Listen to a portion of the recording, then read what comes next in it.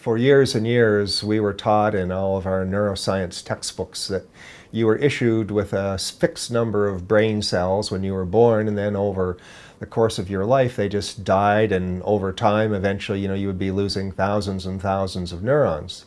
But it turns out that that's not strictly true.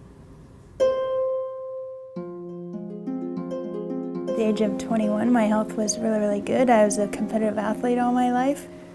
I was away at University of Waterloo doing my undergraduate degree, and I went to the gym with my best friend on my 21st birthday. And before we started working out, I started getting some numbness in my left side, kind of like migraines I've typically had. This numbness wasn't subsiding, so I said, forget the workout, let's just go. As we were leaving the gym, I collapsed, had a big seizure, and was rushed to hospital, and found out that I had an AVM, massive brain hemorrhage. Did not see the stroke coming whatsoever. Neurogenesis really refers to the formation of new brain cells.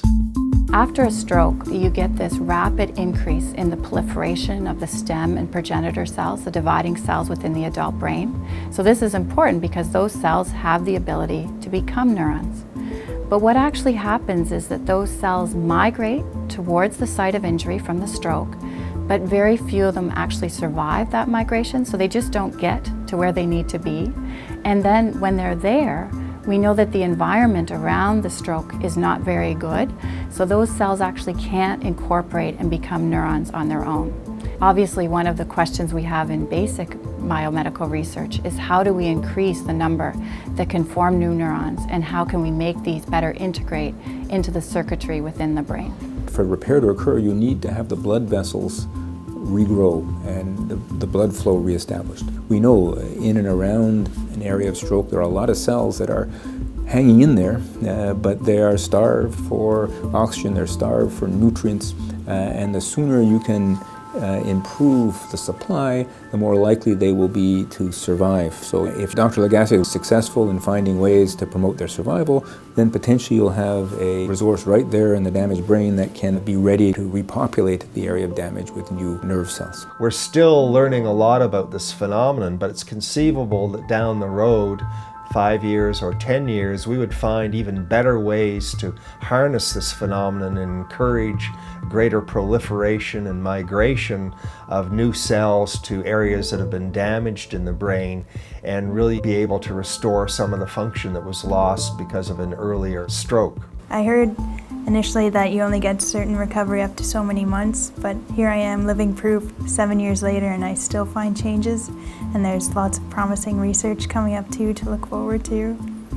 One of the most difficult questions as a basic scientist that I'm asked is how soon are we going to be able to see this come to the clinic? It took a long time to understand the inner workings of cells. It took a long time to understand what stem cells were, how they worked, how the building blocks of life, the DNA, works in terms of controlling cells. But in getting that understanding, we have now developed ways that we can actually manipulate these things and use them therapeutically. Yes, it's taken 20 years, but it sometimes takes that long to really develop the tools that you need that we can use effectively in patients. If we stop the research, if we don't try to understand more about what's happening within the adult brain, there will be no future in terms of understanding how we can enhance patients' lives after a stroke.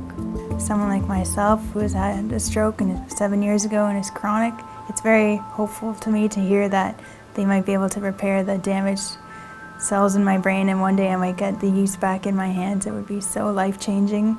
So neurogenesis research, it's something that's fairly new with respect to stroke recovery, but it has tremendous potential for restoration of function if we can continue to make the inroads that we're making at present.